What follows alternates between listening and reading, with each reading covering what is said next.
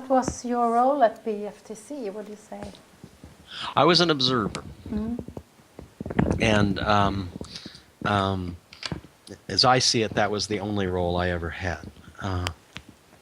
Other people disagreed with me, but what are some that's other how people's ideas about your role?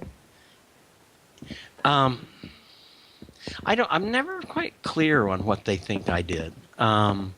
You should maybe ask Wally or Eve. Yeah. But I always thought of myself as just an observer.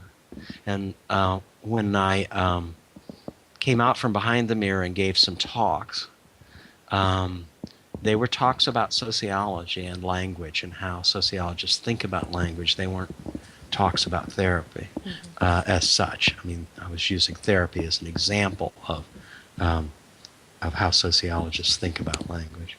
I'm basically an ethnographer. That's what I started out to do, and that's what I still am. I watch people who aren't necessarily exotic, but I watch them, and I write down what I see them doing, and I try to make sense out of what I see them doing. And if they ask me what I think they're doing, I will tell them. And I think that's what's happened, is that solution-focused people have said, oh, by the way, what are you writing down? And so I tell them. But it's still, I think, basically observation. Yes. So it's an interesting level because there was a team who was observing a therapist, and you were observing the therapist and the client and also the team.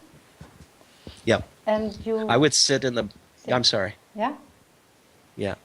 I would sit in the back of the observation room so that I could see the team, but I could also see through the mirror and see the therapist and the client interacting with one another.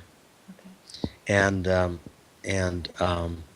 we taped as many of the sessions as we could, so I didn't have to take notes on the set. And then I would go back to recording when they would give the intervention message.